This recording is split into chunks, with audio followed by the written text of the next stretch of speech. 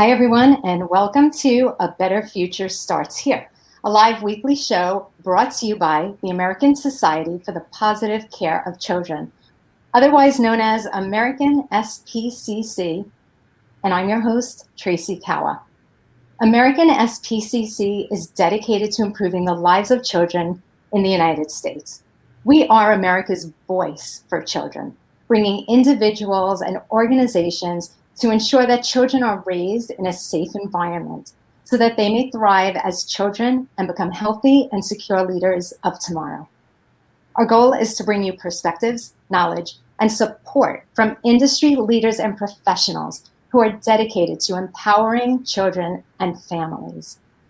Today with us, we have David Ogman. And before David talks about his journey, I'm going to tell you a little bit of information about him. David was born in Brooklyn, New York, Brooklyn in the house. He grew up in East Windsor, New Jersey. His family then moved to South Florida, where David attended high school in Coral Springs before graduating from the University of Florida with a business degree and furthered his education with an MBA from Nova Southeastern University. David is a wealth manager at Merrill Lynch in Boca Raton and gained valuable experience prior at Morgan Stanley and UBS, with a stop along the way in private equity at HIG Capital in Miami, Florida. David resides in Boca Raton with his wife, Stacy, a senior state attorney who represents abused, abandoned, and neglected children. They have two children, 7-year-old Kira and 5-year-old Jordan. Their son, Jordan, was diagnosed with TECPR2, a rare, fatal, and progressive neurodegenerative Jewish genetic disease. They are developing the life-saving gene therapy cure for Jordan and others at the University of Florida's Powell Gene Therapy Center at a cost of several $1 million. And they're fundraising towards that goal. Thank you so much for being with us today, David. Great, thank you for having me. Absolutely. In setting the intention for today, I'd like listeners today to walk away knowing beyond the shadow of a doubt that they can and will be able to advocate for their children if, God forbid, it ever became necessary for them to do so. And as well, of course, to create the awareness of a rare and potentially fatal disease. One of my closest friends, David, is an endocrinologist, and his mantra is, rare things are rare, common things are common. And that makes sense because we're a society of people who Google, a hangnail, right? So rare things are rare, common things are common. When did you first find out or realize that Jordan had a rare and life-threatening condition? Yeah, so we, Jordan's first few months, everything seemed normal. And we have a 7-year-old daughter, Kira, who, at the time was 2 years old. So we kind of knew what to look for and what the developmental milestones should be. And everything at first seemed fine. But then as time passed, Jordan just wasn't crawling when he was supposed to. He couldn't roll over. A year goes by and he's not walking. He's not, talking. And we go to doctors and the doctors just say, everyone develops at their own pace. Give it time, give it time. So a year goes by, 2 years goes by. And Stacy and I always knew, in the back of our mind, something just is not right. But just as parents, you had that instinct. As parents, you have the instinct and you think in the back of your head, we don't even want to say it out loud to each other, but something isn't right. So that's kind of where we were and trying to visit a few doctors to get additional opinions. So basically, you have a first child, Kira, and the markers and what to look for. But as time goes on, it just becomes a little more and more obvious to you that something just isn't right. Mm-hmm. So at what point did you have to step in and make some things happen fast? Yeah, so then Jordan's 3 years old and we're still seeing doctors. We're going to a neurologist. We're seeing a neurologist at Miami at Nicholas Children's Hospital and seeing specific doctors that work with pediatric specialties that we thought we should get an additional opinion on. And no one still could figure anything out. The neurologist couldn't figure anything out. The neurologist saw that a piece of Jordan's brain was missing. It wasn't there, a thin corpus callosum, and knew something was going on. But he as well said, give it time. These things will progress and it gets better. Just give it time. And with age, everything will be fine.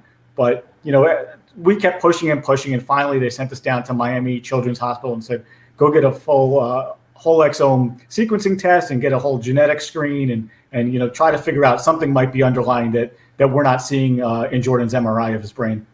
So it was through the genetic testing that you were able to identify that there was something genetically wrong. Right. And originally, when we did our, Jewish genetic testing and the screening, like you do preconception, nothing showed up. But Jordan's disease is so rare. It was only recently actually discovered where there was research actually after he was born when they started to do more research. So that's why it wasn't on the original screening test. But when we went down to the University of Miami, they did the test and they said, we'll give you a call if anything turns up. We don't think it'll be anything, but we'll give you a call. And then we get a call from the University of Miami and they say, we need you to come down. We have something to talk about. And we knew that wasn't good, but we at least thought that we'd get an answer.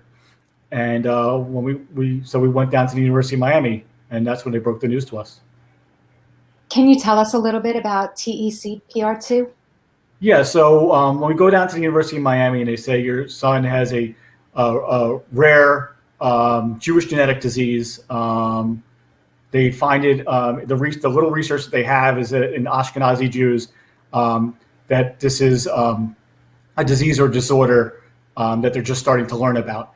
But so we said, so what can we do? And they just said, there's no treatment, there's no cure, and right now there's no hope. And from what we can read, Jordan won't have much of a life with you guys. We don't know how much longer he's going to be here with us.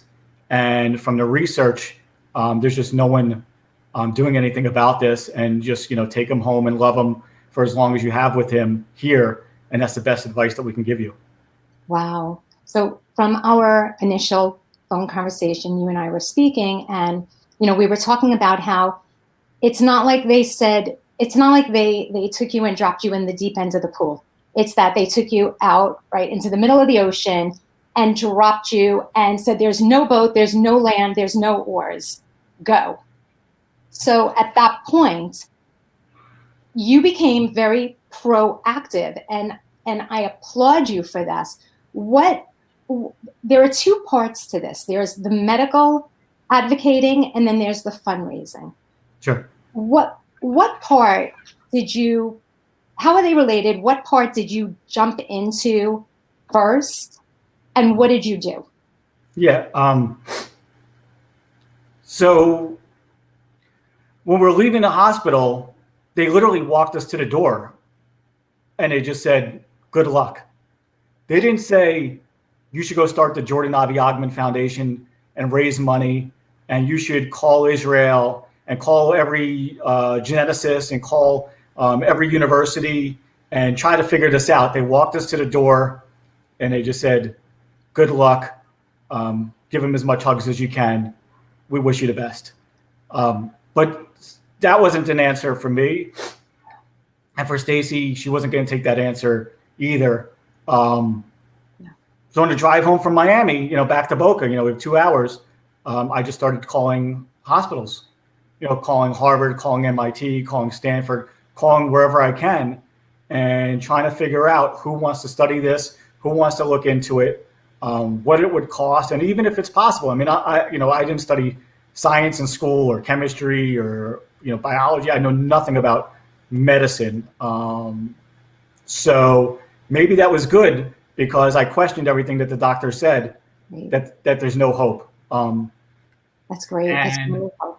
Right. So, but they don't give you a guideline. They don't give you a framework of what to do. No one signs you up with a program to figure this out. And they said most of the families just go home and they just continue their therapies with their kid until the kid is no longer with them. But Stacy and I figured we're going to do all we can. to figure this out. And we did call Boston, and we figured that's the first place to go. So we made an appointment up at Harvard and Boston Children's, and that's where we flew to with Jordan. That's great. I love how proactive the two of you are. And just, do you think that your background as a wealth manager, wealth planner, having that financial background helped you in any way to create fundraisers, or to even know where to start when it came to the financial aspects of what had to happen for Jordan? Yeah. I actually do. I mean, in my business and wealth management, back in the day, not today, but we used to do cold calling. So I'm not afraid to pick up the phone and make a call. And that's what I was doing, essentially cold calling hospitals, like I used to call individuals to sell a bond. I call the hospital and say, I have a son who just got diagnosed with a rare, fatal neurodegenerative Jewish genetic disease, and I need someone to sit down and talk to us. And I just called hospital after hospital after hospital. Until Harvard said, come up, we want to talk to you, we want to sit down, and this is something we study. So when we went up to Harvard, all they really did is confirm it. They said, yes, we study these rare diseases. We see thousands or tens of thousands of kids. They all have these genetic diseases, but it costs billions of dollars to develop cures for these things, and it takes years or actually decades to come up with these cures. We see with COVID, it takes every scientist on the face of the earth with unlimited dollars to figure out this vaccine. And now we're just talking about one kid and how difficult it would be. So Harvard pretty much confirmed. They said, you know what, the lives of these kids will be claimed by respiratory failure. And if it's not respiratory failure, it's their brain that is going to give out because the autophagy process is impaired. That's the cleansing of the toxins in the brain that you and me, it just naturally occurs while we're sleeping. But in these kids, that autophagy process is impaired, so the toxins are building in their brain. There's just so many different symptoms of this disease that they told us it's just too difficult to tackle, and there's just not enough resources to do it. You raised a really great point when you compared it to the COVID and the way they were creating the vaccine.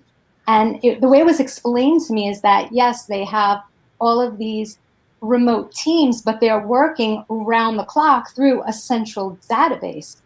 And when it comes to these rare genetic diseases, are the doctors working collaboratively through a database, or is everyone kind of reworking the wheel, so to speak? Yes, that's a great question. So the answer to that, and that's one of the reasons I can't figure this out, is because first of all, there's not enough kids. There's not a big enough population to study, to figure out all the symptoms. So that's the first thing. The second thing is the kids are so young. Jordan's nonverbal at 5.5 years old. He's nonverbal. So you can't ask him questions about his breathing. You can't ask him questions about his cognitive skills. You can't ask him questions about anything to figure this out. There's not enough kids to study. And then also there's no database or central database, even to this day, of all the kids that have this disease. So if a kid gets diagnosed, there's probably a kid in the hospital now getting diagnosed, and there's no database or anything for the doctors or the scientists to figure out where to go or to collaborate together. So we knew that we would have to put together our own team. And after Harvard told us this, we went back to our hotel in Boston, and I started Googling some more, and I found the University of Florida, which happens to be my alma mater, that I saw has a gene therapy center with a world-renowned scientist there in Gainesville that actually works on these ultra-orphan diseases. And I called UF, and they said, yes, leave Boston and don't stop at home. Come directly to Gainesville. This is something we study and are super interested in. And we went to Gainesville, and they were fascinated to hear Jordan's story. That's great. That's great. And you also, from what I read, and what everybody can read at savingjordan.org, what I read is that you have a doctor who's really taken the lead, and he's won a pretty nice big award. From what I understand, you want to kind of share who that is and what. So Dr. Barry Byrne at the University of Florida is an MD, PhD. He's the director of the UF Powell Gene Therapy Center for Rare Disease Research, and he's been in Gainesville. He came to Gainesville from Johns Hopkins, and what he does is he focuses on ultra orphan diseases, which are very, very rare genetic diseases and neurodegenerative diseases, which is exactly what Jordan has. and was just fascinated. But once he saw Jordan, and Jordan did the Gator Chomp for him and had his little Gator shirt on, Dr. Byrne said, you know what? This is something we have to figure out. But the truth is, UF doesn't have the money, and they're not giving us millions and millions of dollars to put a team together and focus on this. You're going to have to do it. So can you come up with, the millions and millions of dollars? And I looked at him, and I looked at my wife, Stacy, and a nurse behind Dr. Byrne was nodding her head up and down like, yes, say yes, or else you're going to walk out of here with nothing. So we said, yes, let's do this. And that's where we are. So you were mentioning, how my financial background comes into play. So I knew that at that moment I was going to have to start a foundation, and I was going to have to start raising money, and I was going to have to pretty much just ask everyone I know to spread the word, help out. I started the website, savingjordan.org, the foundation, the Jordan Avi Ogman Foundation, and now we're a year in. We raised several $100,000 that we sent to the University of Florida over the past year during COVID, Congratulations. let alone during COVID, because this was back in like January, like when we kind of got started, just before COVID was starting. We raised several $100,000, sent it to the University of Florida, kept the team funded, kept the team in the lab and, under the microscope trying to figure this out. And we're making, we're making. I have to applaud you on. I have to applaud you on that. That is great. Way to go. That's amazing. We've made tremendous progress, and the scientists have made absolute tremendous progress. Awesome. And we're really getting close to figuring this out. That's so great. So would it help for anyone who has a child with an orphan gene, a genetic disorder, to contact the doctors there, to create that space? Or the first thing might be to start a foundation and start fundraising, because this is going to be cost a lot of money. I mean, to have the scientists there full time for a long time trying to figure this out, it's going to take a lot of money. And a lot of the families, they first of all, they don't have the Rolodex that I do, so that makes it difficult. Second of all, they don't like to pick up the phone and start asking people for money. A lot of families are really embarrassed about the disease. They don't want to tell their families, especially in Boca Raton. Who wants to tell other families that you have a kid that isn't perfect and it has issues? I mean, that's embarrassing. In Boca, everything's about who has the bigger Mercedes or the newer Lexus, and now you got to go and tell your friends that we need money because you have a kid that has problems and disabilities and special needs, and it's embarrassing. And a lot of families really don't want to be on the forefront out there and letting the world know. I figured I have to let the world know. It's either that or I lose my son. Exactly. And, so I was embarrassed for maybe 10 or 15 seconds, and then I just, rolled up my sleeves and got to work. Absolutely. And if anything, people admire you for your courage of being able to get past that stigma, right? The stigma that we think, oh no, we can't, that's taboo. We can't speak about this or that, or somebody's going to judge, or we're going to be embarrassed. But again, that's going back to the intention for listeners to walk away knowing that they can and will be able to be an advocate for their child, with anything. I mean, it could be something as simple as the flu. It's, whatever it is, as a parent, you have, like David said, these like gut feelings sometimes. So getting into the fundraising you've created, I have it here listed, fundraising dinners, events, online fundraisers, golf tournaments. You've had high profile individuals like former Miami Dolphins quarterback Jay Fieldler. You've been featured on Dr. Oz. You've spoken with Representative Ted Deutsch. You've had so many people along the way get on board and try to help you create awareness for TECPR2 and for Jordan's fight. So will we have the links for our listeners to all of these amazing events and, where they can go to? Yeah, so that's all on savingjordan.org. And I want to say that how that all came about actually was, through the advocacy of me getting out there and just telling the story. These people came to me or people introduced me and said, I need to introduce you to Dr. Oz. I need to introduce you to, the Dolphins quarterback, Jay Fieldler. And I need to introduce you to Ted Deutsch, a U.S. congressman. And people see, once you start advocating and getting out there, people are going to get on board with you. But first, you have to advocate for yourself and for your kids. No one's going to do it for you. But once you get out there and start pushing and advocating, people are going to jump on board, and the whole community is going to rally against you. But if you don't do the advocacy, no one's going to do it for you, unfortunately. So I think that if you have a child and there's any kind of issue that you are worried about, definitely advocate and speak up, and don't keep it in. Let everyone know, and everyone will be interested in helping out and being on board with you. What do you think is the first step that somebody could take if their child was diagnosed with some type of condition? It wouldn't have to be rare, just any condition. What is one step that somebody could take? Yeah, first you see your local doctor. When that doesn't go anywhere, then you go to see specialists like a neurologist, cardiologist, pulmonologist, gastroenterologist. All of that we saw the pediatric specialist. And if that doesn't work, then you leave South Florida and you go find a specialist around the country that really knows this, and just keep pushing and asking questions. And don't take no for an answer. And if something doesn't seem right, keep asking more questions and calling more places. Because like we were just saying before, a parent's instinct is always right, even ahead of the medical specialists that think that they know everything and are reading a book, because there's no book about this rare disease or other rare diseases. There's no research on it. So keep pushing and advocating, and don't give up. That's great advice. And also, I think I just would be remiss if I didn't mention, because I have a background in library and information sciences. So research is so important, just to do your own research. Yes, see the experts, visit the experts, talk to as many doctors, specialists, other parents, as many people as you can, but and do the research. And the research may not always be just regular, it's not just Googling, right? It's going to your local university library. It is, looking up the medical journals, looking up things, even if something is rare. What symptoms are similar to other diseases or other, neurodegenerative conditions. Right. So it's about doing the research. Absolutely.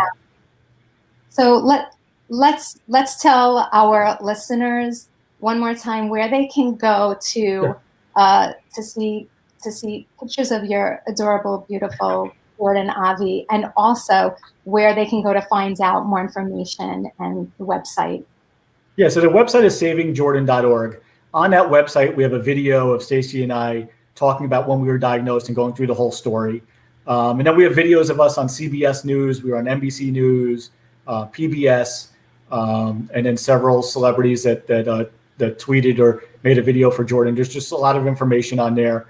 And savingjordan.org has all the information about genetic diseases in general and what's going on with Jordan and what we've been doing. You can follow our journey. Even if you just want to look at the website and just follow the journey, it should be inspiring to everyone going through anything. Well, I'm extremely inspired. I think that you and Stacy are two of the most courageous people that I have ever met. Thank you so much for sharing your story and your journey with us, the steps you've taken. You've been so brave in the face of all of this, and the steps that you've taken have been really absolutely incredible and a light for others to look upon, and a great role model for anyone who really needs to be a medical advocate for their child. So thank you. Right. And the other thing I wanted to mention is we were talking about earlier is Stacy is a state attorney. She represents abused, abandoned, and neglected children. So, she's used to advocating for children that are in the state dependency system, but now she had to advocate for her own child. And it's very different, but she does this for kids throughout Palm Beach County. And it's great to see that we're now doing it for her own kid. So that's kind of, Stacy's involvement and background and her experience. And then we're both from Brooklyn, so we kind of have the Brooklyn fight in us to Yeah, I hear you. I hear you. Not just give up so quickly. I love it. Right. So I am truly hoping that in the future we can have Stacy on the show. She must be a wealth of wisdom and information. And I'm glad you touched on that, because I am very big on using the skills that we have, starting with what we have, and using that in whatever situation we're thrown into. So you had your wealth management background, and Stacey had her child advocacy background, but you used it, or you used it for the advancement of gene therapy that not only will affect Jordan, but will affect thousands, if not, one day maybe millions of children around the world, and families, and the ripple effect. So that's definitely something that I want our listeners to walk away knowing, is that yes, you have skills that you can take and implement for your version of the fight that you need to do on behalf of your child. So I'm so glad you brought that up, David. Thank you. Right.